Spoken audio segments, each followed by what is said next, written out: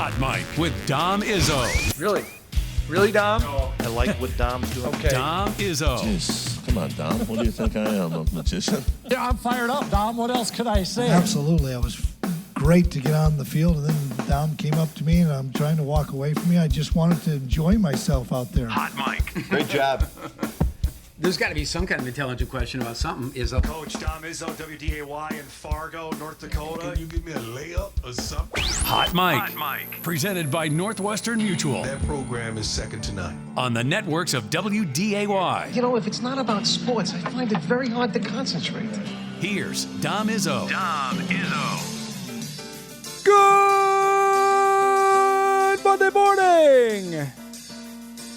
Welcome to the It Finally Happened edition of Hot Mike on WDAY Extra.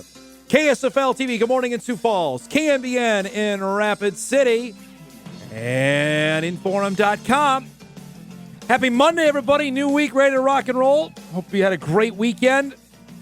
Good to be back in studio.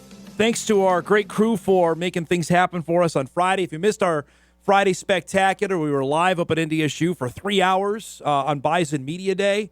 We did at least 20 interviews, I want to say. So if you missed any of that, it's podcastable now. You can check that out at Inforum.com. You can watch a full replay as well at WDAY+. And a big day today for the Bison. ESPN's in town to get ready for the 50 States in 50 Days tour. They'll be up at practice later today. We're going to be up there as well. Our hope is to line up something with ESPN's Matt Berry that we can have for us coming up on the show tomorrow. He'll be anchoring the coverage. This is his second time here. For those that remember, back in 2015, he was here when they used to do the Sports Center on the road segments that literally led into game day on Saturdays. And they came here for the Bison Northern Iowa game in 2015, which turned out to be an all-timer. As you'll find out more about that in a coming project that's coming in for him here shortly. That set the table for what was a crazy, crazy day. So he'll be here later today, and we'll see. I was just visiting with Bison head coach Tim Polasek about an hour ago, getting the lowdown on their first scrimmage that they had on Saturday on how things went. And he's got a couple of live interviews. They're going to show some of practice live. They'll do that for ESPN.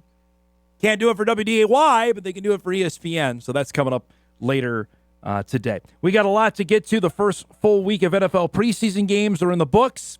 A mixed smattering of appearances for former Bison, which we'll highlight in our best of the weekend coming up in just a little bit as well. Also, happy opening day to all the Minnesota sports teams out there. It is into the pool today. Football gets going. Soccer gets going. Cross country, volleyball, you name it, is going on the Minnesota side. So we can officially say it now. Summer is donezo. Everybody is practicing. We got college teams going. The North Dakota team started on Thursday. Now Minnesota starts today. So it is officially on with our countdown at, 12 days out from week 0 football. So it'll be here before we know it. We've been talking about it since basically July 7th when I came back from vacation, and now it is reality. We've got to start. I said it finally happened edition because J.J. McCarthy finally played a football game for the Vikings. Now, we knew it wasn't going to be a lot, and we found out right before kickoff that it was going to be about 8 to 10 plays that J.J. was going to get for the Vikings in their opener with Houston on Saturday. And that was going to be it, knowing the Vikes have joint practices coming up the next 2 weeks. He's going to play there. He's not going to play in the games. So if you have tickets for the Vikes-Patriots game on Saturday at U.S. Bank Stadium at noon, just fully prepare yourself. You're not going to see number 9 out there. But he was out Saturday, and he got 10 plays with the mixture of the first team. No, there was no Justin Jefferson playing. Mix of the Vikings starting offensive line was out there. And frankly, we're going to overanalyze every throw because this is all we're going to have, folks, on tape between now and the opener on Monday Night Football. This is a good little rollout to start, but the problem is he's trusted in a guy that's not going to be there for the first 3 games, and Jordan Addison, who was making catches and plays that he can do. Another nice, got out of the flat there, got that one down the field. We were interested to see how much he'd use his legs this was probably the best throw of the day.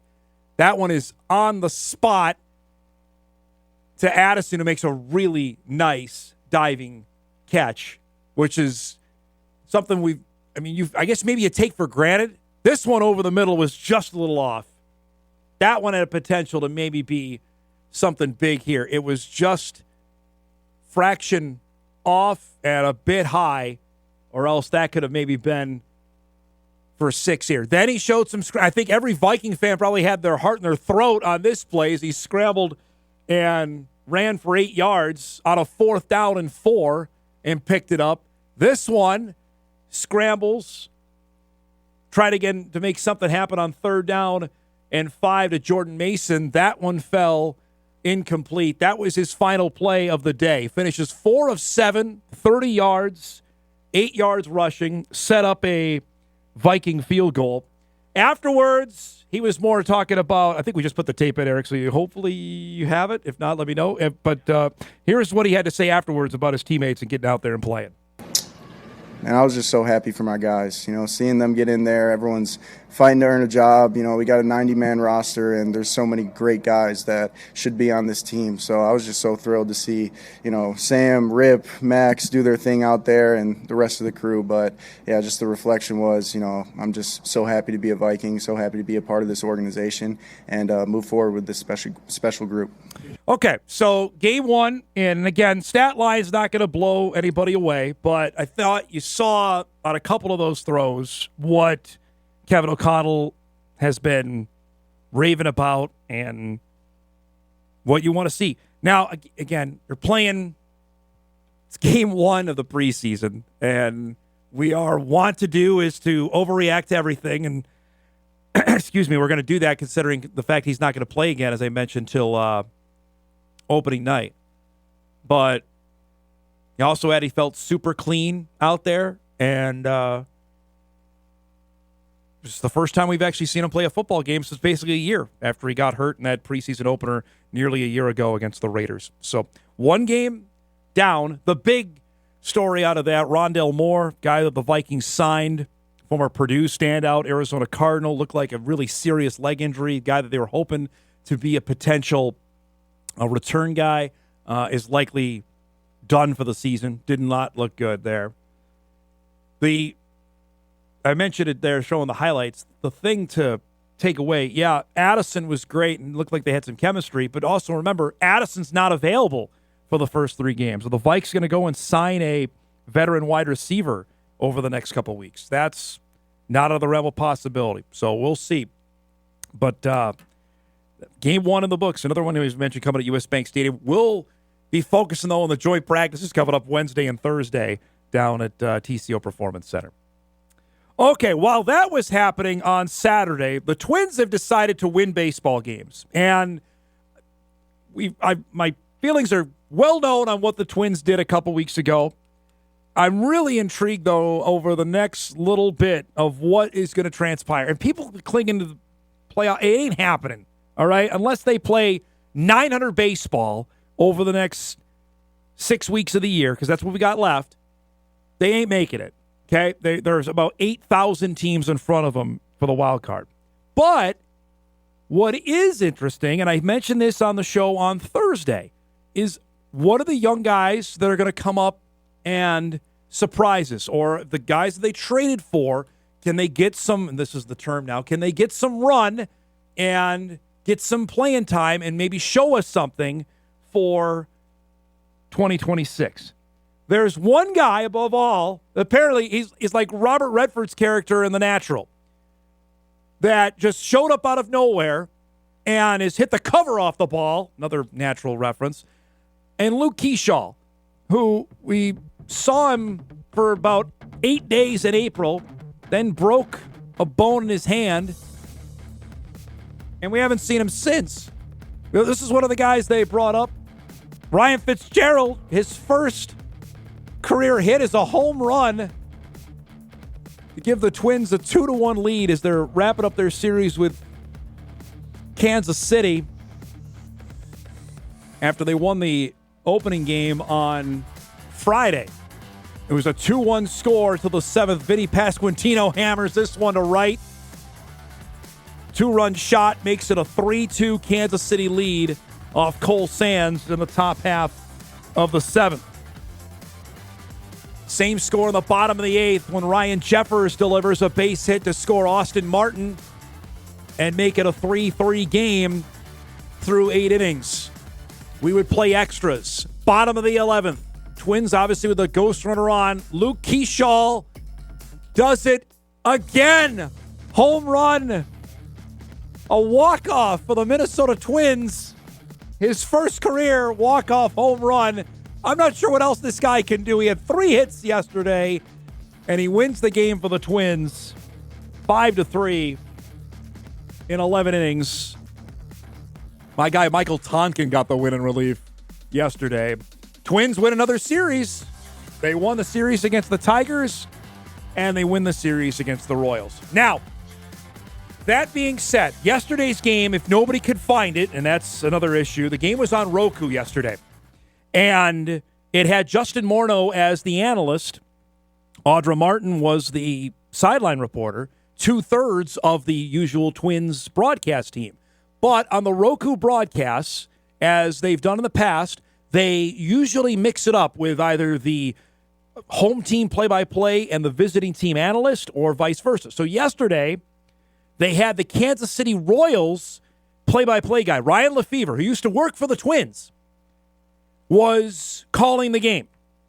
We're going to play you the audio clips of the 2 home run calls yesterday because Twins fans that actually saw the game are up in arms about this. Now, before we play it, I will say this. We are not a play-by-play on play-by-play crime guys here, okay? As one that does it, it is totally subjective. It is something that it is a spur-of-the-moment deal. Some people get too excited on innocuous things. I've been accused of that. Comes with the territory. Others say, well, you don't get as excited for other things.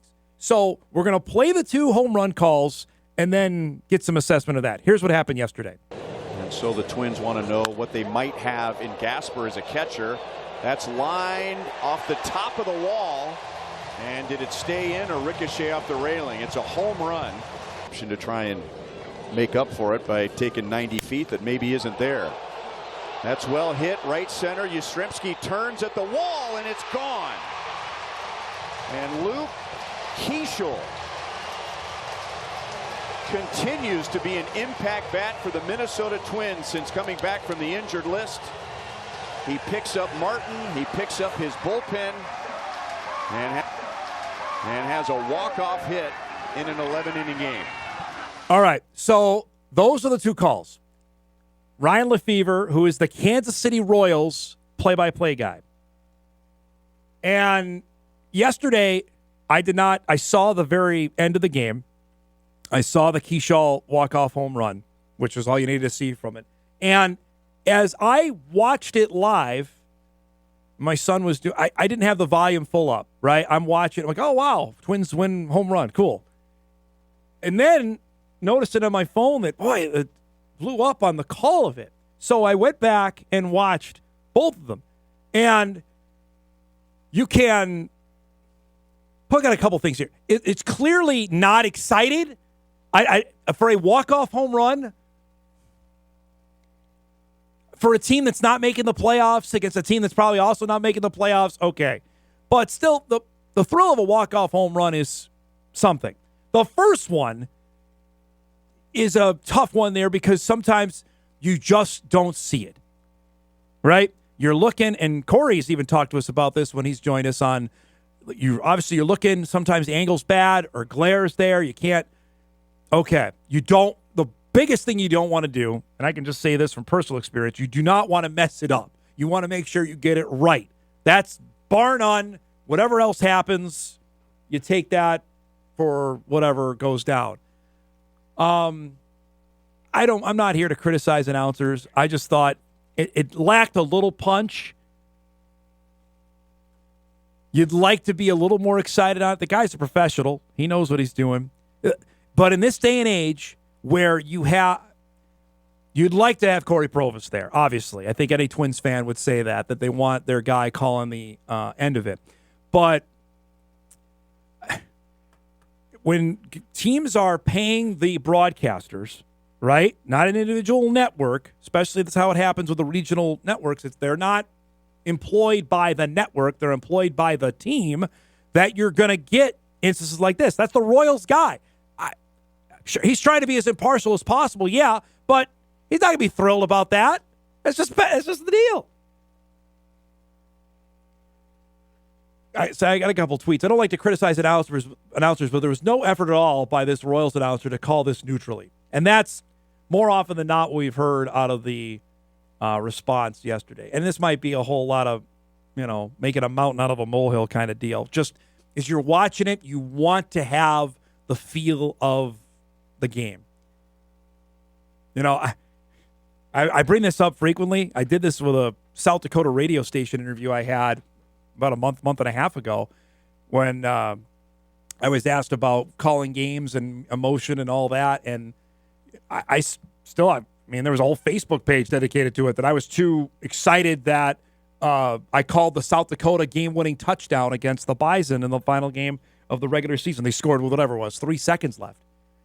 Bison fans were upset that I was too excited for it. So what's the alternative? That?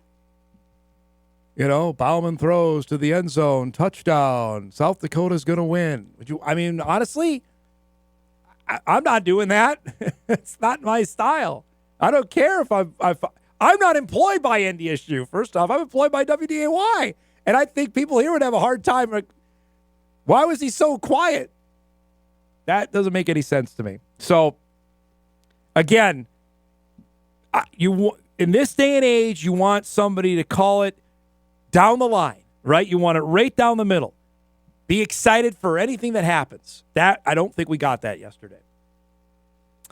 Last thing before we set up the show, and we got some phone calls on this, and I know why. The Lynx game on WDAY yesterday afternoon in New York to face the Liberty. They already won the first game against the... Again, New York's playing without Breanna Stewart, who is arguably one of the best players in the league. But yesterday, the Lynx went into New York, and they're playing without Nafisa Collier, and are going to be for a little bit. But they've got Kayla McBride, who is stepping up in a way. We thought McBride might be seriously hurt a couple games ago. She left with an injury and then came back and won the game against Washington the other night. She was great yesterday. This was a tight game. Dejanay Carrington, who they just traded for, has been fantastic. Drains the 3, puts the Lynx up 2. You can't leave her open like that. Most improved player last year hits another. She had 15. Lynx are up 5. Now Natisha Heidemann comes down, hits another 3. They go on a 26-10 run over the final 6 minutes and 48 seconds after trailing by 7. McBride hits another triple. She had 18. Lead is up to 12. The Liberty, though, get back into it. That 3 cuts it to 69-60. But Alana Smith comes up. Oh, she's been really good. She nearly had a triple-double yesterday. Gets it to Heidemann for the layup. Lynx clinch a spot in the playoffs. They're 9-1 in their last 10. And they've played the last 4 without Collier. They're rolling. 83-71 the final last night. Staking claim that they're going to be the number 1 seed in the WNBA playoffs when they start in a couple weeks here. 27-5. And again, the schedule is so bizarre. Now, they don't play again till Saturday, and they play the Liberty again. Like, somebody's got to explain this to me on how they did this. But they have the whole week off and don't play again till Saturday. And then the next game after that against is the Liberty. Make it make sense. But they still have at least 10 games left in the regular season. Yeah, they're playing 44, so they've got 12 to go at 27-5, but are rolling right now. We got a packed show coming up for you here on this Monday. We'll salute our best of the weekend coming up in just a few minutes. Our guest lineup is brought to you by Northwestern Mutual. Sam Herder will join us at 9:35, give us the week that was in FCS football as we close in on the Week 0 kickoff. Teams are starting to formulate here on games for 2026 for week 1. We'll talk to Sam about the Big Skies plan on that. That's coming up here in just a few minutes. Jeff Kolpack is back with us off vacation. We'll put him right back to work. Bison enter week 3 of camp. We mentioned off the top that ESPN will be there today. There's some position battles that we're starting to get some clarity on, and some true freshmen are going to play, folks, and they're going to play in spots we never thought. That's coming up at 10. And at 10:35, Travis Lemar will join us to chat about the Jets' Super Bowl victory parade after what they did to the Packers on Saturday night. With Justin Fields leading the way, and probably more importantly, Central Cass is making a move as well. We talked plenty on Horace last week. Central Cass and Kindred are making the move up. They'll be playing in 2A football beginning in about 2 weeks. We'll chat with him about that coming up at 10:35. That and a heck of a lot more here on a busy Monday. We're glad you're joining us. We're off and rolling. We come back, we'll salute our best of the weekend, including a couple of former Bison QBs that played awfully darn well. Back on Hot Mic on WDAY Extra, KSFL, KMBN, and Inforum.com after this.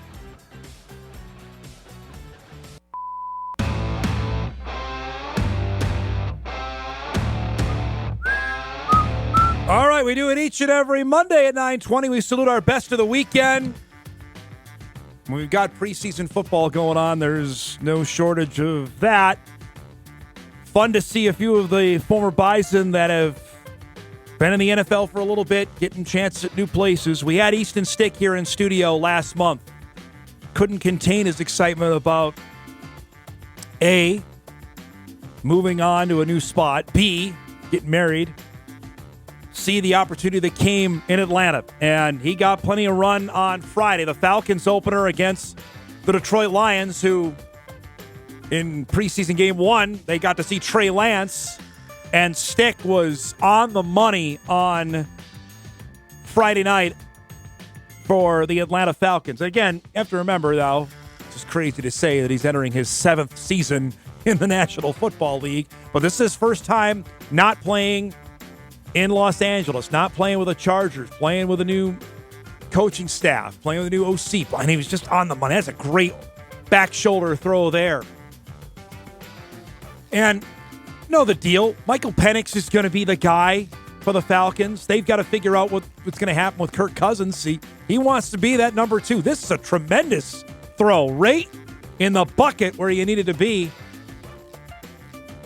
for a touchdown to wrap up his night. He goes 15 of 18 for 149 yards and a touchdown. Got sacked once. That's a great stat line to start. If you're saying to Raheem Morris, I want to be the number 2 guy, that was as authoritative as you can have a performance on Friday. Heck of a start for the all-time winningest quarterback in FCS history. That's for my dad, who's the biggest Easton Stick fan I know. That wants him to see him play. There you go, Pops. Stick with a great game on Friday for Atlanta. Not to be outdone, we saw what Trey Lance did in the Hall of Fame game when he started that one for the Chargers against the Lions. He did not start yesterday in LA's second preseason game. If you watch this late Sunday afternoon, if you needed something against the Chargers, first off, I'd say go outside. It was nice out. But if you decided not to, Easton got one up by Trey Lance, which we've never heard that before.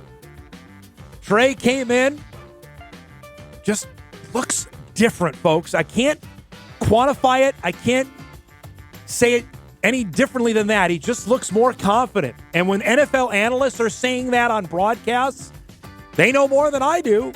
There you see the customary Lance legs getting out there, making plays, running for first downs. He ran it 7 times for 48 yards yesterday. That one was a gain of 17. Here's another. Again, he can do this. How many times do we see this? Picks up another first down. Got him down in position. Of course, what's going to happen? He's going to finish it off with a touchdown. He was 7 of 14 for 55 yards. No touchdowns. Ran it 7 times for 48 yards and added a score. And the Chargers win. Afterwards, you just get a sense. Different vibe with Trey Lance right now. I felt good. Excited to watch it. Just like last week, for sure left a few out there, but got a win. Shout out to the defense. man, it was a lot of fun to go out and play with those guys again. Fun to be at home at SoFi. It's a cool feeling. Just taking it all in. Again, you just see the vibe of the guy. He just feels new chance here. And maybe he knows it, that this is maybe it. Third team out there. I know he hasn't played a ton, but you just get the vibe from him that, and Harbaugh certainly believes in him, at least so far. He's certainly put it out there to be the backup to Justin Herbert in LA. Finally, got to give a shout out to one of Moorhead's best who, this may not even be his number one sport. I could probably say that with 100% certainty. It's not his number one sport, but Moorhead's Tay Rich had a phenomenal week at the Team USA baseball camp in North Carolina, representing in the Midwest. We talked to Tay when he got invited. And we apologize, the video's not great, but that's him running around the bases after clubbing another hit. His stat line for the week, 8 for 16. He hit a home run. He scored 7 runs. He drove in 7. He had a double, a triple, a home run. He stole a base in 5 games over the weekend. He also got invited for a workout only, invitation only, to the 17U National Team Development Program. In fact, I'm looking at the said letter right here. It got sent to me by his head coach, and Greg Salvold, last night. The crazy part about this, for those that follow high school sports in the area, baseball isn't his number one sport. He's already got legit football offers from the University of Minnesota, from Iowa State, Kansas State. They want him to play football. And he's that good at baseball that if he wanted to go down that road, he would be a dynamite baseball player. Just appreciate it, Moorhead, when you see him out there this fall running the ball for the Spuds or catching on the backfield or blowing up a guy on defense. This is one of the really, really special athletes that they've had in a long time. Congrats to Tay. Awesome weekend for him on the diamond. That's our best of the weekend. We do it each and every Monday. Feel free to submit your submissions to Dizzo@WDAY.com or tweet at us at HotMikeWDAY. That's how we got our video this weekend of Tay. We'll break. We come back. Sam Herder will join us. Get closer to FCS kickoff, what the Big Sky has planned to start its 2026 season. That's coming up. We come back after this.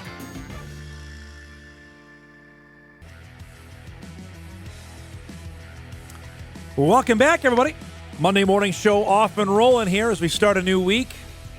Excited about our guest lineup, not only today, but the rest of the week. We got some fun guests we're looking forward to with everybody in the pool, everybody practicing now. Football going in Minnesota, North Dakota. I think South Dakota started too, so welcome to the party, pal, to quote my guy John McClain on what's going on. What's going on? It's Monday at 9:35, which means Sam Herder joins us from Hero Sports. BetMGM we are officially on countdown watch. We've been doing this for about 100 days, but today we're 12 days out from week 0. So this is the last Saturday. Do you have anything planned to enjoy this last Saturday? Because next week we got games. Yeah, nothing too special.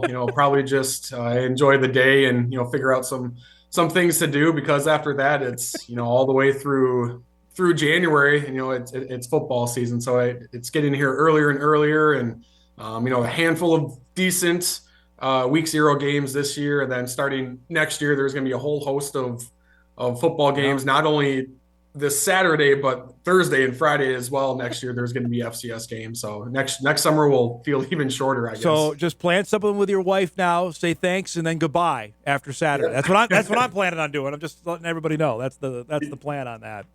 Yep. See you in January. You reported late last week in talking about week 1, which I'm not saying week 0 anymore. It's week 1 starting next year. The Big Sky is going to do something different with its schedule. Talk to us about what you're reporting on that. Yeah, so with next year, as many people probably know, the week 0, what it usually has been week 0, is going to be the new week 1 for the FCS, where the FCS can play that earlier week, starting that Thursday, actually, not just Saturday. And so the FCS can now play 12 games every year. I know some years like this year and last year, the FCS has been able to play 12 games because of the calendar. But now, no matter what the calendar looks like, the FCS can play 12 games. And with that as well, being able to play, this new week 0, which is now going to be the new week 1, and the Big Sky. I mean, this became official like earlier this summer of being able to play on week 0. Yep. So that's a pretty tight window to all of a sudden, we can schedule an extra non-conference game. How are we going to go about doing that? The Southland was first to announce that they're going to move from 8 to 9 conference games. And then the Big Sky during their media day also announced they're going to move from 8 to 9 conference matchups. And what the Big Sky is going to do is, instead of trying to find a non-conference matchup for that week 0, they're just going to play a conference game to kick off the season. And so for I believe there's some Big Sky teams that have already scheduled to play that opening weekend, a non-conference opponent, so they have to work around that. But typically, what a typical schedule would look like for a Big Sky football team is you start the season week 0/week 1 with a conference game, then you play your 3 non-conference games, and then you play 8 conference games. So that's kind of what the typical schedule is going to be looking like, at least for next year. And I believe the following year as well is how they're going to kind of arrange this scheduling for the Big Sky. It's interesting because the Big Ten did this a handful of years ago, if I remember right, where they opened with conference games. The coaches hated it because it's like, okay, here we go. We got a game that really matters right out of the chute. I don't know if you got any feedback yet from Big Sky coaches on how they feel about this is a big game, and it's game 1. And they're always going to say, well, every game's big. But this is different. It's a conference game right out of the chute. Yeah, I haven't heard much feedback. Typically with this, it's usually going to be something that the ADs either vote on / the presidents vote on, and they probably got the feedback from coaches as well on what they would decide to do. But I think this is it's for sure going to happen next year, but then the year after that, I believe, and then maybe they'll reevaluate things a little bit. But it's hard to get non-conference games, especially in Big Sky territory where you're going to ideally want a home game. So I think maybe this could potentially just be a short-term fix on how to handle things. But a part of me is excited that, we can get some really Big Sky games, to kick off the season. Potentially could get a national TV game on a Thursday and then a Friday and then another one, that Saturday night.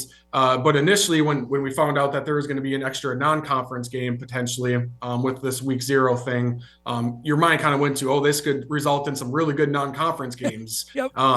But at the same time, scheduling those a year in advance can be difficult. And so at least 2 conferences that we know of are going to be just using this extra game to just add an extra conference game instead of an extra non-conference game. You make a good point, and on the earlier start as well, because traditionally we've just been thinking Saturday, but now with the new rule, they can play 2 days earlier. That networks are looking for games, man.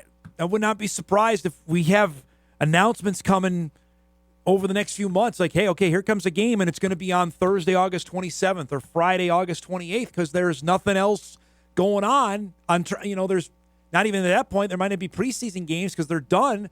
That they want football, and especially if it's college football, they're going to take it.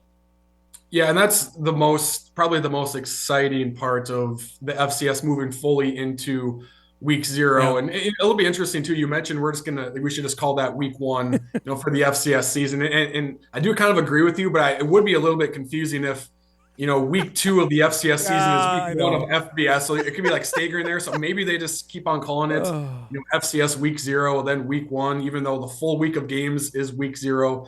We'll see exactly how we cadence that. But like I was saying, the most exciting part is the national TV opportunities, because not only is it the Saturday of week 0, but you can play Thursday or Friday. And there's only going to be a few FBS games that Saturday next year. And so there's a lot of TV window opportunities for the FCS to get on, ESPN, or maybe Fox Sports can flex. I know Fox doesn't really have any TV contracts per se with FCS conferences, but they could, flex something out somehow, some way. So I think that is exciting for next year. But as we've mentioned, most likely the FBS is also fully going to move into week 0 because they're going to see these, TV opportunities, and that could potentially move the playoff back a little bit, so it doesn't end, so late, into January. But at least for next year, I think we could see several national TV games for the FCS that opening weekend. There was some I don't know if legislation is the right word, just some more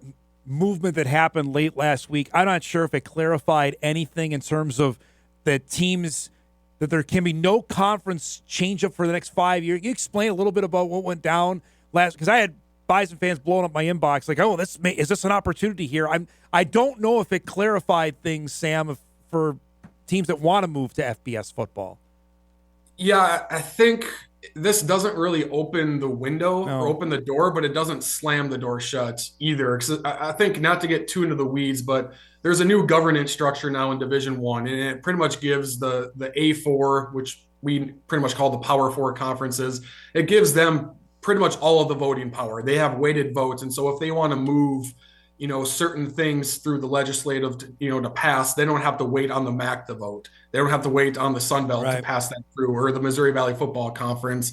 It was so many hoops to jump through, the pass-through rules. Now with this new governance, if the SEC and all these Power Four conferences, let's just say they wanted, and it's already in place, but let's say they wanted headset communication. A couple of years ago that passed, but they needed multiple, layers for that to pass through. Now, with that sort of rule, they could just, us four conferences want it, okay, it's passed. We don't have to worry about the G5 or the FCS. And there was a concern with what the A4 was going to do with this new voting power. Like, could they make the FCS to FBS transition fee $10 million? Yeah. Could they make rules in place that makes it more difficult to be an FBS member? Maybe they pass a rule that says you need to revenue share $15 million per year to be an FBS institution. Well, the MAC institutions would be saying, we can't do that. I guess we're going FCS. Yep. So there was a concern of, what is the Power Four going to do with this power? What rules are they going to pass? And pretty much there was that kind of 5-year rule, or whatever you want to call it, where they can't change membership requirements. So they can't put a rule in there that would make it really difficult for the Conference USA members to maintain FBS status. And so that's really the main thing, is it kind of keeps things status quo. And so I know there are some tweets out there that, this is the door that FCS teams have been waiting for. Not necessarily. It just, the concern of the FBS making it even more difficult for FCS teams to get in, that's not going to happen for at least 5 years. And so in that sense, it's helpful, but it's not all right, come on in, FCS teams. I don't foresee that happening with this 5-year kind of grace period, I guess. Everybody's just looking for any kind of breadcrumbs out there to hopefully give them some hope on that. We've been doing this all summer long with you to look ahead to the spotlight games. We're now into October. We're looking at week 6 of the FCS season, and the first weekend in October. There's a couple that come up to me. The Bison going to Illinois State for a night game. Every time NDSU's gone to normal, and Illinois State's going to be good, the Bison have just hammered them. So I don't know what to expect, because, again, everybody is in love with Illinois State. That Ivy League game on a Friday night, Columbia-Princeton, is always fun, because I like the Ivies getting attention on that. Of these 4, anything stand out? Was there another game off the board for this particular weekend? Yeah, I like that NDSU Illinois State one. It's interesting you bring that up, though, because I was kind of toying with that too when I was voting. So I think I had Illinois State preseason number 6 nationally, and maybe I would bump them back to number 7 if I had to do it again. I'm gonna move UC Davis, up one spot, but because the thing with Illinois State is they won 10 games last year. Yep. Brock's back. He said he believes this could be one of their better teams they've had in quite some time, and they return a good amount of guys, whether it's their all-conference quarterback. They have 2 all-conference running backs coming back, top wide receiver. Defense has, a couple of all-valley players coming back as well. But when it came to, like you mentioned, playing the top teams, they got blown out. And so how good were they, and how good are they going to be this year? And so that one does intrigue me for this week, because it is a road trip for NDSU. I think it could be a challenge. But at the same time, with Illinois State, we got to see them, hang with some of the big dogs before saying, NDSU might be on upset alert that week. I would stop short of that. Another one, too, is Montana State going to Northern Arizona. Yeah. Northern Arizona is a team where, they bubbled up last year. And sometimes when teams bubble up somewhat out of nowhere, you go, okay, they probably had a big senior class, and then they're going to graduate and drop back down. Well, Northern Arizona has most of its starting lineup coming back. And so I think they're ready to take the next step. I do think that's a challenging road game for Montana State. They went there a couple of years ago, and almost lost, and have a late game comeback. So that could be a tricky one for Montana State. right there. So those are probably two that jump off the page, as well. Villanova is going to New Hampshire that week. New Hampshire can be a tough place to play. I like Villanova overall. I think they have a good amount coming back. Really, really experienced offensive line, and two young freshman running backs that are coming back for Villanova. So I think Nova could be probably the top squad out of the CAA. But that conference will have its upsets there as well. So that could be an interesting one that week. Two last things with Sam. I'll go back. Illinois State, I did the deep dive on this, has not beaten NDSU or SDSU since 2019. You got to beat one or the other. For us, at least for me, and I think for you, to really be taken seriously, you got to beat one of the top Dakota schools. Yeah, I think so. And, they had a good record last year, like we said, but, they weren't too competitive. And, it seems like we do talk a lot about, Illinois State, NDSU this week. It could be a tough one, but then it doesn't happen. Yep. There was the 9-3 quarterfinal game. What was that, 2019? It was 2019. I believe that was, one long touchdown run from Illinois State, winning that one, but that was just a defensive slugfest. That was probably the closest game they've had in quite some time. So the Redbirds, I think they have massive potential this year, but they have to show it on the field, obviously. I got asked this at Bison Media Day. I thought I knew the answer, but maybe you do. With the Ivies now moving in, have you heard anything in the future talking about scheduling about them moving the start of their year up? They do not play the first 3 weeks of the season. Has there been any instance of them starting earlier in 2026? I haven't heard anything. I had the Harvard head coach on my podcast, earlier in this offseason. I asked him about that, and he didn't really know or say much. Mostly because that's more of an AD decision on, or actually probably more so of a presidential type of vote. To scoot things up further, because now they're going to be starting even later. If all of FCS is playing 12 games and playing week 0, and the Ivy League is still stuck with where they usually do 7 conference games and then 2 non-conference, or maybe 3. Right, because they do not play the first 3 weeks of the season. So and so once they kind of get a feel of how the seeding works, and you could have a 9-1 Harvard team, for example, and they get the number 11 seed. They're gonna be like, well, we're 9-1? What are you talking about? I was like, well, you beat 2 NEC teams, and then you had 1 loss in the Ivy League. Like, that doesn't tell us enough. And so hopefully, we've talked about this before, but with them being in the playoffs, I don't think they're going to compete right away. I think they might have somewhat of a rude awakening of, oh, okay, this is what it takes to win. And then maybe they adjust things of how they invest, how they set themselves up for good playoff seeds through non-conference scheduling. So we'll see if anything happens there, but I haven't heard if there's any momentum of either scheduling tougher in the non-conference or starting earlier instead of a few weeks after everyone else. Because if you're looking for games, and everybody is, then they're sitting out there. And granted, that costs money too, because you got to bring kids back, and there is the health risk of that, because the Ivy's been out in front on not practicing full bore, with they had tackling robots. I remember they did that story, a handful of years ago. That's an option, but if they're not going, then you can't play them. Yeah, and this is obviously easier said than done. No doubt. But like NDSU and Harvard get together, do a home and home for week 0, pitch it to ABC. Like that's going to get on the Thursday of week 0 when nothing else is on. Like that's going to get eyeballs, and so that's obviously easier said than just boom, doing it. But there are games out there for the Ivy League to go out and schedule. Great to talk as always, bud. Next week it's game week, so we'll look forward to that. Thanks for the time as always. All right. All right, sounds good. Thank you. Sam Herder joins us each and every Monday at 9:30. We're getting closer, 12 days out from the start of the season. And as we mentioned, 2026, the season will be starting even earlier for the FCS teams. We'll break, come back, wrap up our first hour. Big second hour plan, including we'll head out to Castleton. They get ready for year 1 of 2A football. Back on a busy Monday. Hot Mike right after this.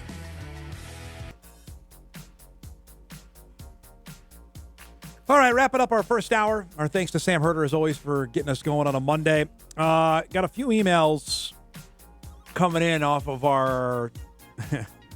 Twins are still getting people hot and bothered, which is good, I guess, that they haven't checked out, even though I may have. Let's go. First one here. Dom, the new Twins team is playing 500 ball. They're doing better than the team with the stars. Give them credit. This is an interesting change. Maybe a team does not need a $300 million payroll. Well, I can tell you that. My favorite team has got that, and they can't get out of their own way right now.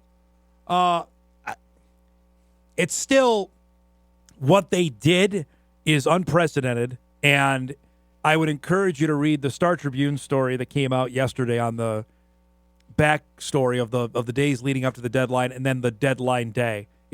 I read it last night. I was riveted to it, and anything now that management says after the fact is just pure spin. They were dumping salary, plain and simple. Another email comes in. This is the call of the game yesterday. Don, being a radio play-by-play announcer for nearly 45 years, I'm always reminded of what I learned early in my career. No matter how good you are, there are those listening that think they can do a better job than you because they have listened to the radio, so they're the expert. I imagine that goes true in TV play-by-play as well. I know that. I'm more concerned, not necessarily on that. I am on the I want it down the middle, and we're going further and further away from that. You know, I want someone to be as excited for Team A doing something as Team B. You know, Joe Buck got that all the time, especially when he did baseball. And just from where I lived growing up, like, people thought he hated the Yankees, or they loved the Yankees because the Yanks were in the World Series all the time. That's how he called it. And I know he got a different reputation out here from the Randy Moss Lambeau Field game. But I heard that all the time, and I'm sure he's talked about it as well. It is odd on that. But when you do that, like what happened in the game yesterday, you open yourself up for some criticism. That's my 2 cents on it. Again, the guy is better than I am. He's calling Kansas City Royals games. So I'm doing games in Fargo, North Dakota. But I would tell you that it's not a great look. And if you're good, and I would even go above that. If you're Roku, hire national guys then. Don't do that. Then it takes away the whole perception of homerism. That part, but they want to be cheap and say that, like, well, the guy's already here, we'll just have him do it. And that's the part that probably you can go a step higher and say, you know what? No, we're going to have national people come in and do it. MLB Network's got 18 guys. Get one of them. We'll break. We come back. We'll start our second hour. Jeff Kolpack will join us. The Bison are going to be on ESPN today. What are they going to be looking for at fall camp? We'll chat about that and much more when hour 2 of Hot Mic begins after this. This is Hot Mic. Hot Mic. On the networks of WDAY. Here's Dom Izzo. It's that time. An author. Offensive production, number 1. Number 2. I forgot. Golfer. It'd be like going on a 3-person best shot, and we were saying, Kolpack, you got to make a 25-footer every time. You wouldn't putt first. I'd have Tim putt first. And one heck of a TV personality. This game is for the Cooper Cup. It's the Forum's Jeff Kolpack. 4! I should have yelled 2. There he is, folks. Jeff Kolpack joining us each and every Monday. His appearances are brought to us by Northwestern Mutual. Appreciate it, my man. How's the vacation gone? Happy smoky Monday. Oh, there's no climate change. Yeah, of course not. I can't see it because my eyes are burning. That's why. Welcome back. Did you have a good vacation? It was awesome. Yeah. Now it's no more slacking off. No, it's go time here. We're 3 weeks into fall camp. ESPN's here today, so you picked a good day to come back with the worldwide leader in town. I was visiting with Polisek before the show that they're going to do their normal routine of practice and all that, but it's we're now to it now. Was it 19 days out from the openers? Now I think this is the gritty week. Week 3. Now it's positions are going to start being earned or defined, I think, by the end of this week. Well, yeah, because you're going to want to taper down certainly in the last week and get to more of a normal routine. And, in the old days, it would be the last man standing this week. It'd be 3-a-days and Oklahoma drills and who's not on the sidelines wearing a white shirt. Right. Obviously different now, but you're right. Well, some of these true freshmen, this is a big week for them. 4 or 5 guys, in line to give it a shot. It's I think the offensive line is getting down there to especially the guard position. Yeah, The thing to me and I'll get to those spots in a second, just looking at the whole team-wise, it's an experienced group, but one that hasn't had a lot of starts. And what I mean by that, there are guys that have played. It's just now we're going to need you to play 10 more snaps or 20 more snaps. That, to me, is the real interesting part of how this season goes, that are guys are going to be put in spots with a bigger spotlight on them. I guess what I'm looking for, Dom, in this month is this a mature team or not? Are there signs that the coaching staff isn't happy with this or that? Yeah. Are there just too many inconsistencies? Are you acting like a veteran team? You can be young, but are you acting like a veteran team? How's your body language? Are you panicking? Are you throwing hissy fits out there? Or if you make a mistake, you have the confidence to know that that's just one little blip on the radar and here we go. So those are the things you look for, I think, this time of year. I know in practice, the times we do see, it's so hard to gauge who's better than who. Yeah. It's just, was that a great catch or was that a bad play by the defensive back? I mean, I know 50-50 usually. Mike wrote about DJ Scott, the transfer from Kennesaw State, yesterday. You can check that out at Inforum.com, that he has impressed me. He's big, but he's quick. In terms of, he's built, but he can move. Like him and Miles Mitchell, and Polisek said this to us on Wednesday, the last availability at practice, and I followed up with him on Media Day on it, that's a legit battle for number 2. So we forget that Miles Mitchell is a true freshman because he got here in January, but he's a true freshman that it'd be Barika Penu and then potentially Money Mitchell is the number 2 running back. But like I said, he doesn't act like a true freshman, and that's I think a big deal back there. Does he have the confidence to? And Tim really looks at running between the tackles. Do you break that first guy? Do you get that extra yard or 2 or 3? It's one thing to have speed. That's great if you have breakaway speed. But you do no good to the team as a running back if you go down on first contact every time. And he said this, and it took me a step back to the assembled media. He think as a group, they could be better at running back in 2025 than they were last year. What do you make of that? I mean, they had the Jerry Rice winner in the backfield last year, and Marty Brown. He thinks they could be better this year. Yeah, I wonder if he thinks they may be a little more explosive. Because I think so. As good as Marty Brown was, he wasn't that breakaway dude, and we've said that 1,000 times. Between the tackles, he was incredible. Yep. I mean, he got that extra 2-3 years. And he churned the yardage forward, absolutely. Be curious to see how things are going in Miami, actually, for him this month and as things go forward there. But maybe DJ Scott, maybe there's a couple more breakaway threats there. Yeah. Well, I guess we'll see. I guess you throw in the fact Cortez LeGrant, his speed. I think Owen Johnson maybe used more than maybe we initially thought. We both talked to Owen during spring ball about being back, and he looks the part. I think people forget he was getting the ball more and more in the fall of 23.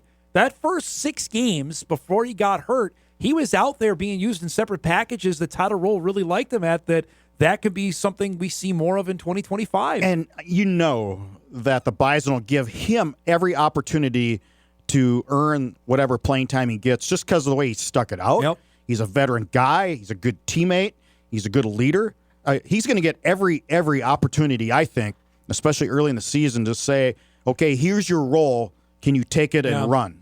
Yeah, I think that, to me, we said that about them being better at running. Wow. I mean, Marty Brown was pretty good. Barika was good last year. And TK had his role.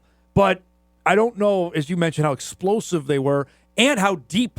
I mean, Haugo was brought over. He was 4. He was number 4 because they didn't have anybody else. That's not the case in 2020. I mean, they got 5, maybe 6 guys. I think he'd be okay in a pinch if they need to run the ball. He'd be okay with giving the ball to that guy. I just don't see running back as an issue right now. We'll see. No. I mean, I don't see it as an issue.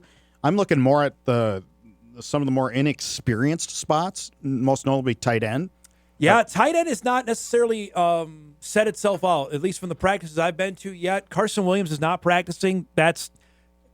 Polisek doesn't seem to be all that worried about it since Carson has played quite a bit. It's the next guys have separated themselves. Luke Kokat's a guy that looks the part, that looks like he can be a flex guy that can get down the field and stretch it. But they had a stretch, and I brought this up last week on the show, where it was Ben Ellison, Noah Gindorf, Josh Babbage, Nate Jensen. They had freaks at that spot. I don't know if they have that currently. Reese Kessel is a big dude and can move.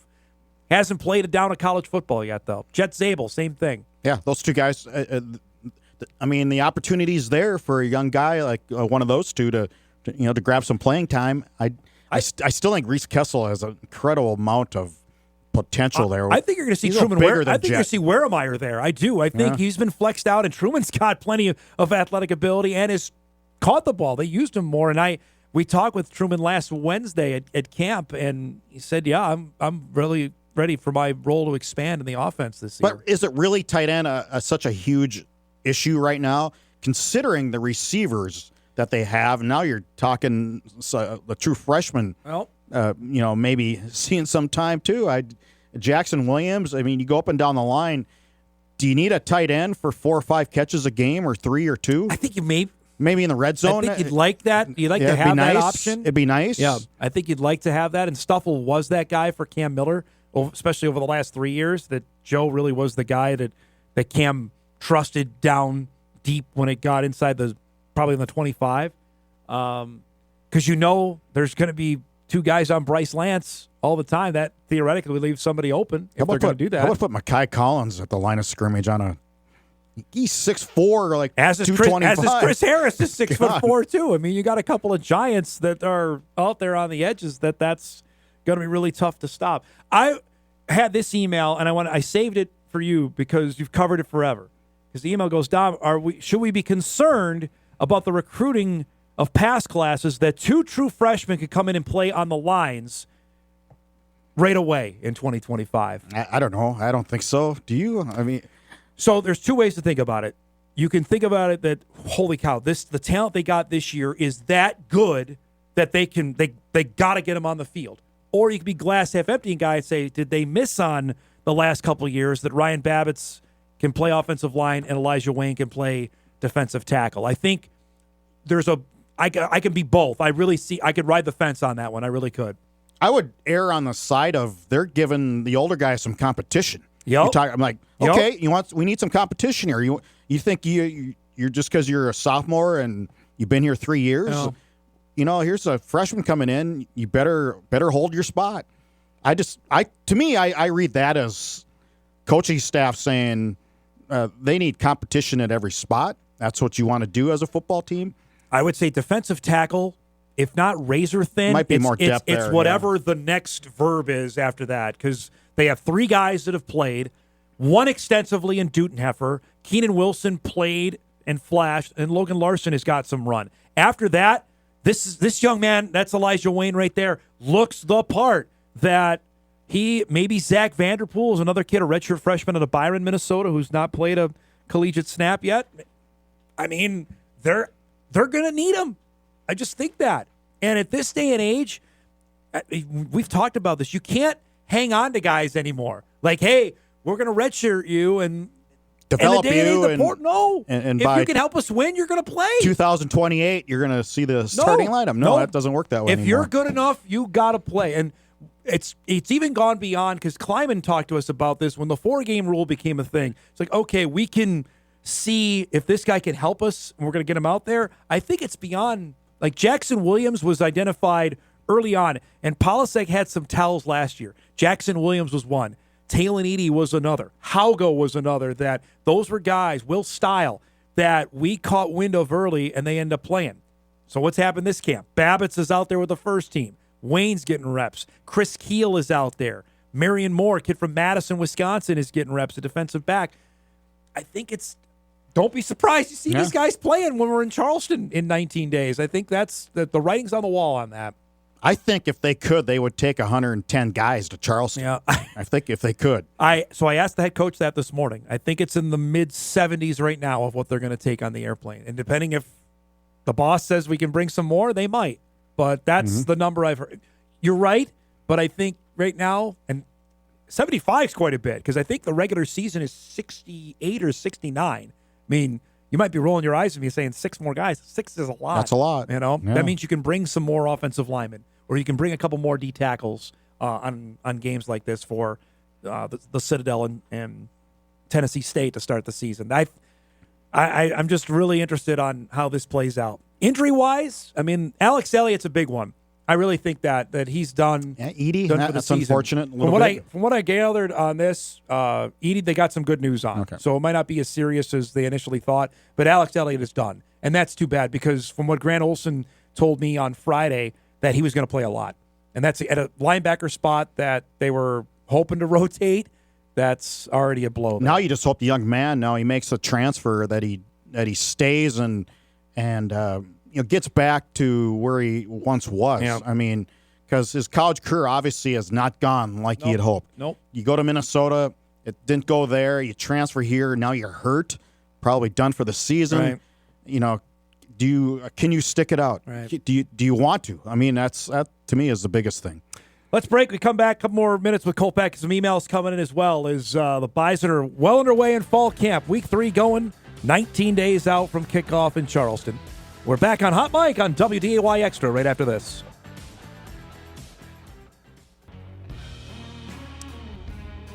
Welcome back, everybody. Jeff Kolpack back with us. Central Cass, assistant football coach, and AD Travis Lemar will join us in about 15 minutes. Squirrels are moving up to 2A football. Get his thoughts on that coming up in just a few minutes. Man, everybody's moving up. Spud's moving up. Central Cass moving up. Horace is up. Yep. It's kind of the Kindred's up. It's kind of the theme of football in the area in 2025. The Bison aren't going anywhere. We're stuck forever in FCS football. Are we? Yes. Yes. There's no other answer on that, unfortunately, is yes. Craig Bull had a fun story for us, if you remember this, way back when I want to say one of the first guys that in the Division I era they recruited out of Nebraska was one Garrett Brune out of Beatrice, Nebraska, and they got Jesse Hines out of the same. And I asked him, Two tough hombres. I said, what about going into Nebraska? So they hadn't done that yet. He goes, Dom, there's good football players in the state of Nebraska. Jackson Williams looks to be the next from Omaha. And I was just, Christian Dudzik and I were texting yesterday, another Omaha kid. I'm like, who am I missing on this list? And I went through them, and it's included in the story. If you didn't read it, you can check it out. It's a shameless self-promotion at Inforum. These are the guys I got off the top of my head. Maybe I missed somebody. Dudzik, Easton Stick, R.J. Urzendowski, Nick DeLuca, Jalen Allison, Marquise Siegel, Marty Brown, Cole Payton. I mean, we're talking, that's just Omaha. So no offense to Kyle Emanuel out of Schuyler and a few other guys out of the state of Nebraska that I didn't mention. But that's some heavy hitters, Kolpack. When they've gone and found guys, and now I think Jackson Williams may be the next one part of that list.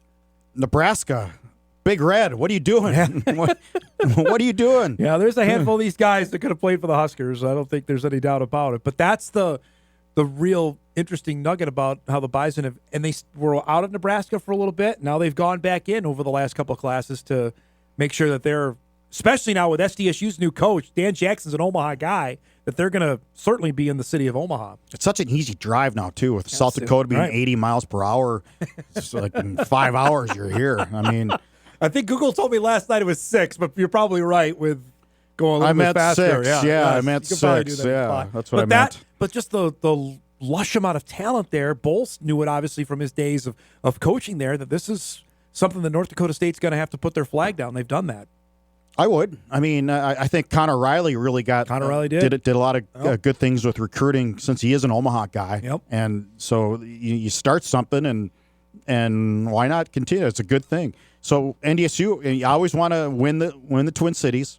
That's number one. Yep. But man, Omaha's got to be up there too, does it not? I would think so. It's the level of importance of it, I think, has risen, especially now with the new football coaches in Brookings. I think that's an area where we're not gonna miss out on a guy. We're gonna make sure we're gonna give everything we can, and if we can get him, great. Elijah Wayne's another Omaha kid. I know he hasn't played yet. That was a big recruiting flip.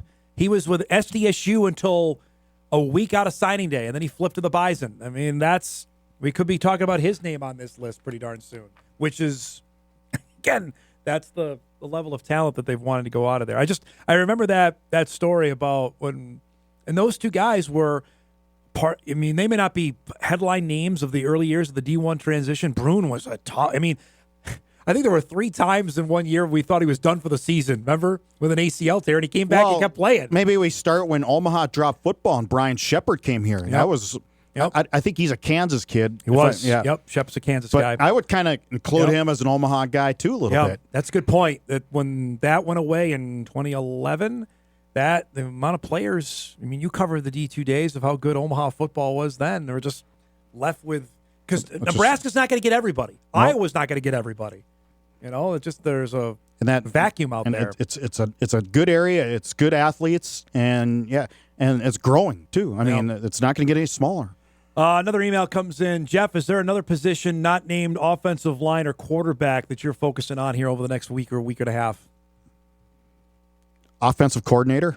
Okay. Dan, I think he's 10 years experience calling plays, so it's not like you got a rookie there. Just curious to see what kind of style he'll bring. Will he be a little more out there? Like I think Jake Landry did some things a little more weren't as conservative as Tyler, and where does Dan fall in that area? I think that's something to look at. D-backs, remember about a year ago, it was like, who's going to play? I mean, there was just this consternation about who was going to be D-backs. Now I think they feel pretty good about their back end there. Especially the safety position. And the linebackers, I know, there's maybe some unproven stuff with Staling yet, but boy, he sure seems to fit the part and acts the part. I'm telling you right now, Donovan Woolen's going to be good. He's going to be a first-team conference player and this year. You forget about Logan right and Logan Kopp's a first-team player. Yep. I'll say it on record right now on August 11th. From what I've seen at camp, Woolen's going to be that good of a player, and that's a guy we're going to talk about in January or whenever they decide the portal window will open. How do they hang on to this guy? Because I don't know how they're going to do that. Because that's just the guy. He sat next to me during media day. If you go back and watch it on WDAY Plus, I'm looking at him like, how is this guy here? And that goes back to our previous conversation before we wrap it up, that the guys like Babbitts and Wayne, maybe they're not supposed to be here. And what I mean by that is they were missed by the bigger schools, and NDSU got them, which we've done that routine. Recruiting will never be an exact science. And that's the beauty of it, and that's the beauty of some of the programs like this program, correct, who have hopped on the train of some overlooked players. There's so many guys out there, and just I'm talking to a writer from Charleston later today, and he goes, I just want to talk to you about how did that program get good? How did they go from Division II, and I will go back to what Craig Bull did after the 2008 or 9 debacle. A 3-8 season that just changed recruiting a little bit as far as quit looking at the stars and start looking at what kind of people these guys are, and stop looking at maybe the 40 times so much and look at the GPA and all those things and the character. And so I think you find the hardworking guys you can develop, and if there's somebody that was a great athlete in high school, but the janitor walking around said, we had problems with that kid. Yeah. That was an automatic cut. Right. Yeah, I just look at that's how things changed, in my opinion. And I look at it, that is a huge part of it, too. I think just knowing that some schools are going to miss on guys. Like Kyle Emanuel had 0 stars. 0. I look at how did Billy Turner get here? I'll never understand. Tim Brewster was recruited like a moron. He wanted to go to me. Texas and get every 4-star he could. Billy Turner and Marcus Williams were on the same team. Like I'll never. Well, Marcus is that. different though. He was a basketball recruit coming out, and he was he was going to Clemson. I think he had offered. He had offered at Clemson, and Craig Bull thought, and he's a really good defensive player. Craig was talking to a basketball coach he knew, and was talking about Marcus Williams, and the guy goes, his shooting's okay, but man, he can guard anybody like you and believe. And Craig's going, well, if he can guard a 5-star basketball guy, I'm sure he can guard a wide receiver, and that's how that started. That proved very accurate that he could do that. He could do that in the long run on that. And I'm really interested in this, especially in this era now where teams will certainly, you go develop them for a couple of years, and then we're going to go take them after that. Those things change. Right? Like of how these level schools like NDSU and South Dakota State and USD and UND find guys and keep finding them without getting disheartened in this era. That to me is the real challenge for coaches at this level of Division I football of going out there and doing it. Like, we're going to find this guy, we're going to develop him, and then, like a Donovan Woolen, cross our fingers and hope we can get him for 3, right? That's what now all coaches in this mid-major level tell me. If we can keep him for 3 years, awesome. And that's so sad. Call it a victory. It's so sad, but that's where we're at right now. Great stuff as always, Bud, and look forward to seeing you out of practice later today, all right? That'll be a fun day. Jeff Kolpack joining us here on a Monday. His appearances are brought to us by Northwestern Mutual. We'll break. We come back. We'll chat some high school ball. Central Cass is moving up to the big boy division. We'll chat about that with assistant coach and AD Travis Lemar when Hot Mike returns on this Monday morning. We're back after this.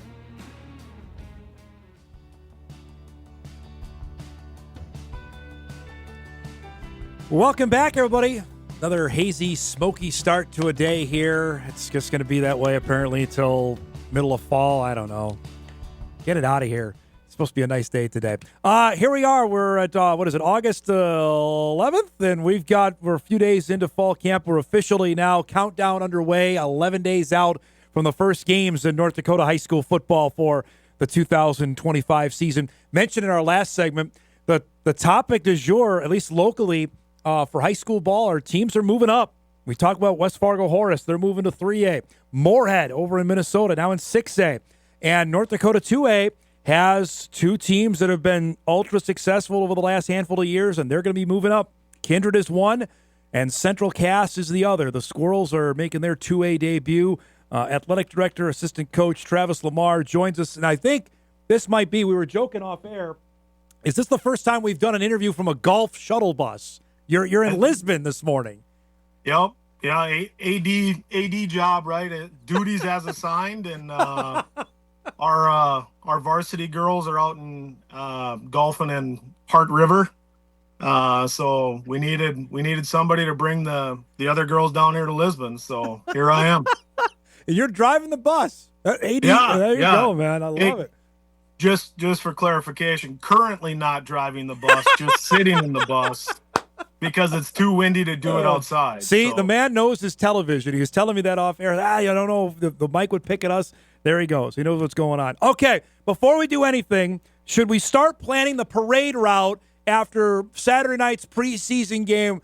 Benell's Packers, who's my producer, got lit up by Justin Fields and the Jets. They look fantastic. Yeah. I honestly, though, I think we really own the Packers, right? I mean, it's one team. Let's get them on a schedule every year. I think that's a W in the column for us every year. So, what do we make of QB1? How do he play in your mind? I thought he did exactly what they're looking for him to do. Right? He delivered the ball on time. O-line I thought looked really good. Yep. And when he got in trouble, he used his legs, and that's something we haven't had in a really long time. And I think it's going to be a weapon as long as he can stay healthy. That's going to bode well for the whole squad. Tell me, when you found out he got hurt on day 2, what were your emotions? Honestly, I said, well, at least I know we're gonna get Arch Manning next year, because we will be the worst team in the NFL. Well, that still could happen. That's not a possibility. Yep, it sure could. But yeah, I thought, and this is, not a shot at Tyrod Taylor, because I think he's a quality backup, but it just, like, when that happened, I'm like, oh man, here we go, Rodgers 2.0. I'm telling you right now, my dad is a diehard Steeler fan, so the fact the Jets play the Steelers to start is just, there's no living with it if they lose that game. I'm going to tell you that right now. Yep. No, especially if he plays well for them. Correct. That's going to be tough. Correct. All right, let's get to stuff that people actually care about. This is big. You started practice. We talked about it, I think, when you were on in November, about when you found out officially this was going to happen. Now it's here, Trav. Give us the excitement level for 2A football coming to Castleton. Yeah, I talking with Coach Butler and stuff, as we prep for the season, we're there. Every week is a hard week, right? Like, as a coach, it should be everything you want, right? Like, you got a game plan, you got a scheme, you got to put the time in order to make sure that you can put kids in position to be successful on Friday nights. And, we're excited for the competition level. Felt like we played really good teams last year and the year before. The big difference this year is, we're one of the smaller teams now, right? Instead of being one of the bigger teams, but we're looking forward to that. We're looking forward to being the small team that comes in and gets to compete and knock off the big schools. And that's kind of been our mantra for this year. And our boys are excited. Our boys are ready. I ask you to put your AD hat on because you and I have talked travel so much about high school football scheduling. You've got a couple. You're going to go to Dickinson this year. That seems probably your longest road trip because Watford's coming to your place. Are you with how it laid out? You got the Grand Forks schools, Wahpeton. Is this what you envisioned if you were going to move up to have this kind of schedule? Yeah, I mean, I think travel-wise is good. I mean, obviously the Dickinson one is tough. Luckily, I had a hand in scheduling, so we got to make it to where Dickinson and Watford and us and those teams hopefully don't have more than 2 long trips in a year. So it worked out for us that Watford's coming to our place and we go to Dickinson, and next year it'll just flip-flop. Yeah, so that piece will be okay. As far as the East teams, everything's pretty close, and for kids not having to worry about missing too much school on Fridays, I think that's huge. For fan bases being able to travel, I think that's great too. We're a team that typically travels really well.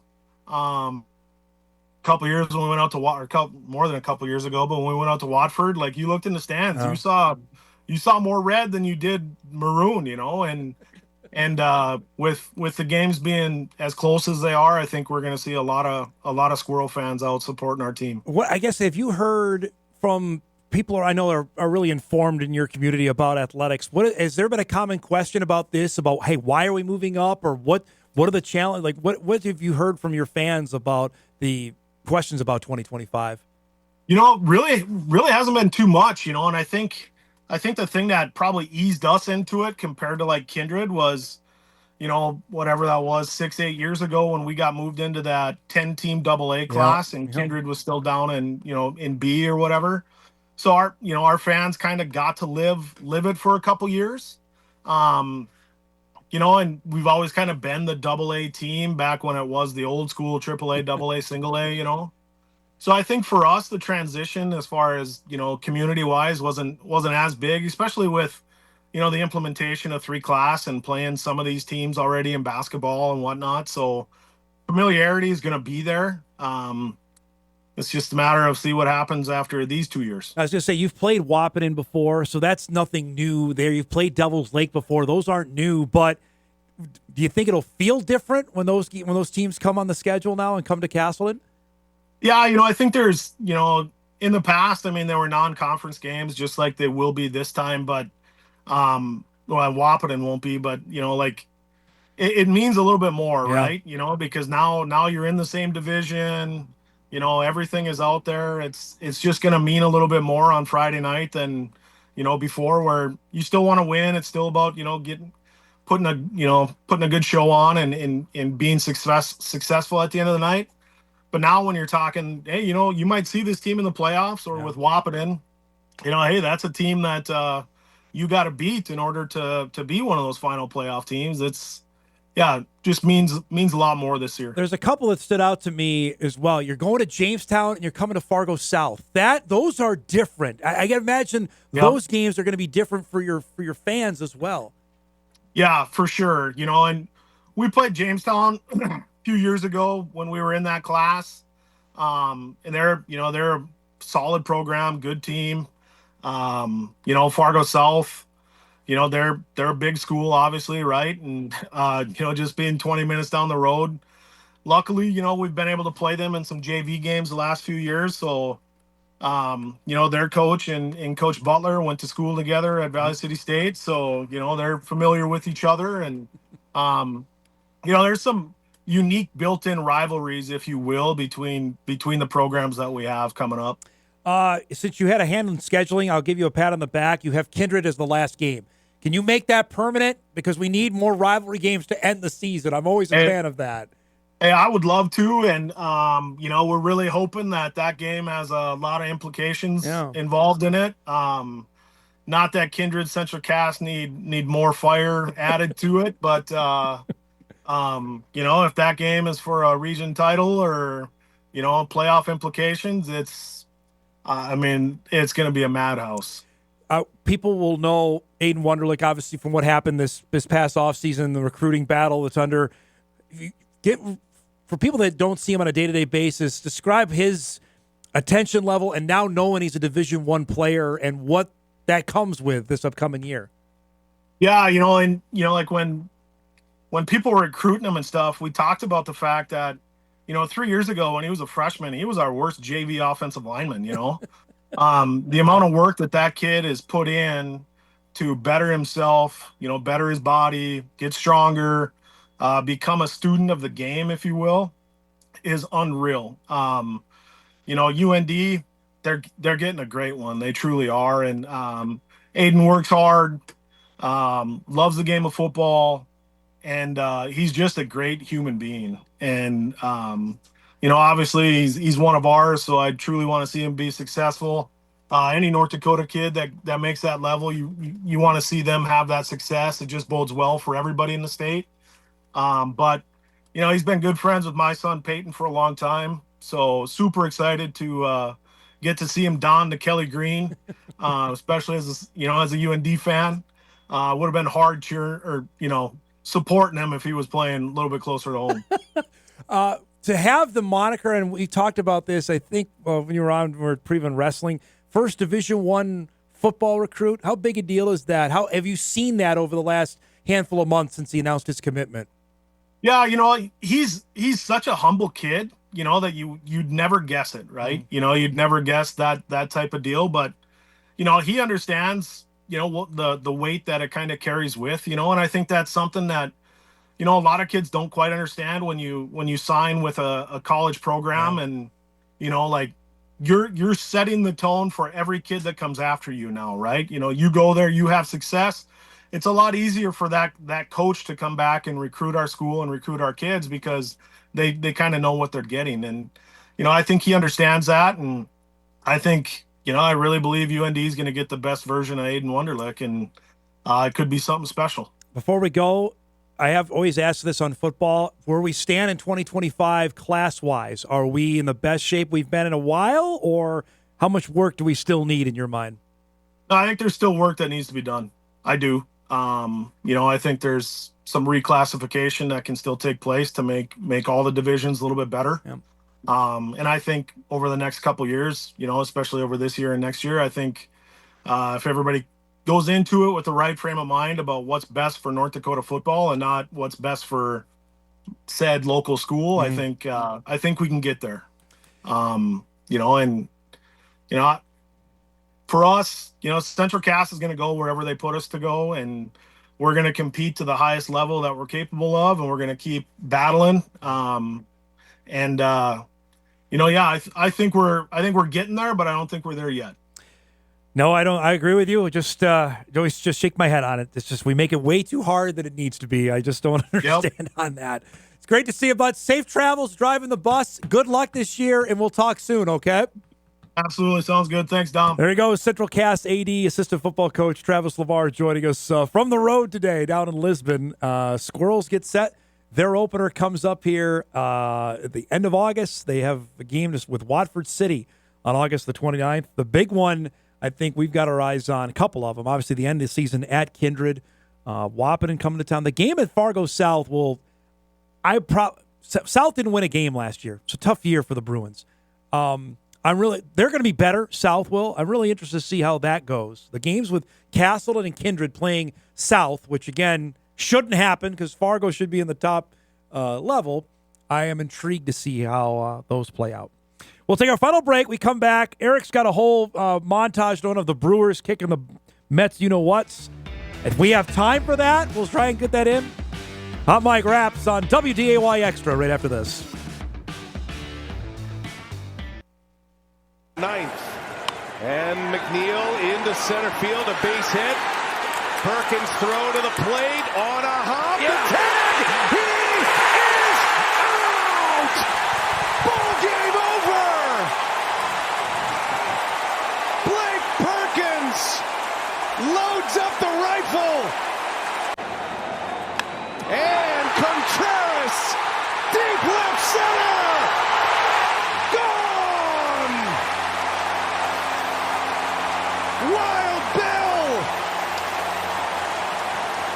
A 2-run blast.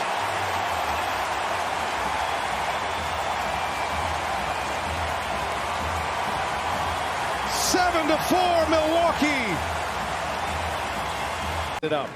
Collins, fly ball, deep into right field. Isaac Collins, it is a walk-off home run. He's done it again. His first ever.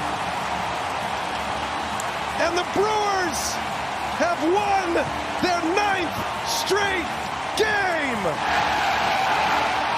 You know, this is nice for them. I just ask you to remember last October and what happened at Miller Park or whatever they call it now. Yeah, I got sent this about 8 times yesterday because that could have been me when I was at least 8, 9 when the Mets were ripping my heart out. Yesterday I watched that live. I'm like, yeah, this is what it is right now. They're just they're not very good. You know. I love Brian Anderson, so it's fun to listen to his calls because I did not watch the Brewer broadcast because I wouldn't. But if anything, with Bob Uecker's passing, maybe this is Milwaukee's year. Milwaukee is unreal right now. They're only 30 games over 500, so that would be something else if it's and especially how and I'm not making fun here how the season ended for Milwaukee last year. Then maybe it's their time. We'll see. As for my favorite baseball team, they can't get out of their own way right now. It's not great when you set a record that was tied in 1909. You're tied a record in 1909 that you've not had starting pitchers go 5 innings without allowing 2 runs or less. They've gone 51 straight games. And yesterday they were up. See, I'm going to get going here. They were up 5-0 and lost the game. Can't lose games or up 5-0 in professional baseball. That was like Diaz's first earned run in how many months, too? Been a while. So enjoy it. You earned it, especially after your heart got ripped out last October. I think we won the season series, too, so. Okay. Great. Happy. I said, go for it. I'm happy for you. You're going on vacation. Go enjoy it. We'll see what happens in October. We know what happened last year in October. That's all I'll say on that. 2 things to get to before we go. If you missed last night, we had our final sit-down show. We had University of Jamestown president Polly Peterson in.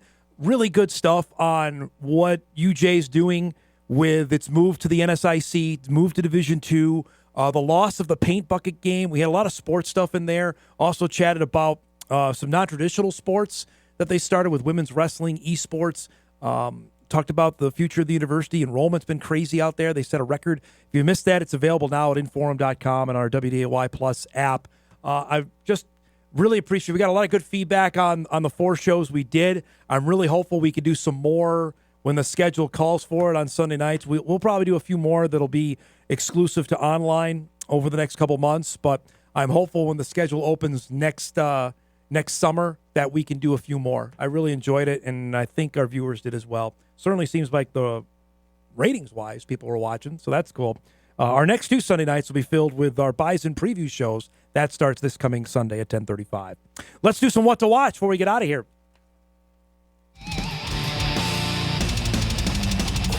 What to Watch is brought to us by Northwestern Mutual. I'm obligated to put the Brewers on here because they're going for 10 in a row tonight against the Pirates, 6:30 on the MLB Network for that one. Twins will open up a series in the Bronx with the Yankees. We know how that usually goes. 6 o'clock tonight on Twins TV. And the Cincinnati Open, good tennis going on. Our guy Schloss is out there, 6 o'clock on the Tennis Channel. This is the last run-up for the U.S. Open. That gets going tonight at 6 o'clock. We got to roll. Thanks to our guests today, to Sam Herder, to Jeff Kolpack, and to Travis Lemar. If you missed any of the show, you can podcast it later today at Inforum.com. You can watch a full replay on WDAY+. Thanks for starting your week with us, everybody. Have a great Monday. We'll be out at Bison practice later today. We'll chat with some of the ESPN guys. We'll have it for you here tomorrow on the show. Thanks for watching. See you back here tomorrow.